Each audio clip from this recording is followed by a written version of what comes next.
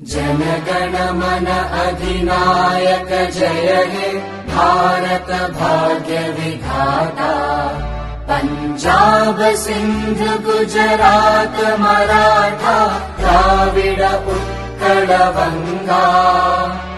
विंध्य हिमाचल यमुना गंगा उच्चल जलधि तरंगा।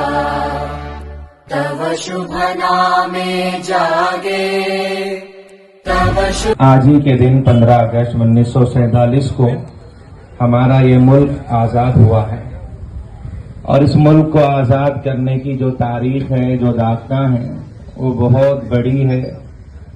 लेकिन इतनी बात ज़रूर है कि इस मुल्क की आज़ादी का जो ख्वाब सोचा था और सबसे पहले अंग्रेजों की नापाक साजिश को और उनकी चालों को जिन्होंने भांप लिया था, उसमें मुसलमानों का बहुत बड़ा किरदार है। कि जो बात आई है वो 1803 के अंदर हजरत शाह अब्दुल अजीज रहमतुल्लाह अलैह ने दिल्ली में फतवा दिया कि ये हिंदुस्तान दारुल हरब है, अब मुसलमानों पर जिहाद फर्ज हो चुका है।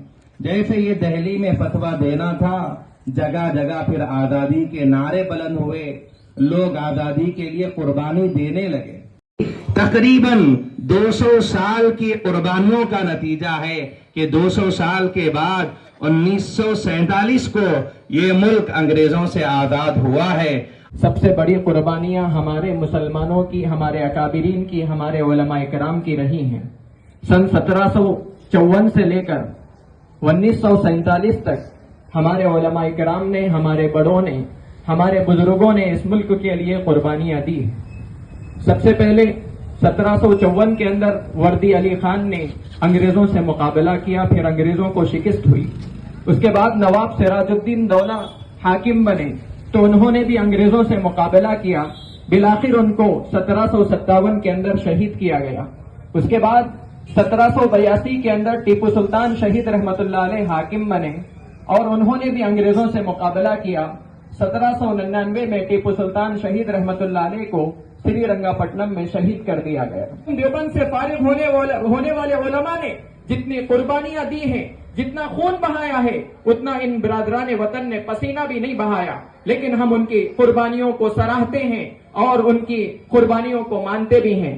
आखिर में मैं आप सबसे वही बात जो मुफ्ती साहब ने आपके सामने रखी कहना चाहता हूं कि इस वक्त जरूरत है भाईचारगी की, इस वक्त है उखुवत की, यानी हम मिल के रहें बिरादरान वतन।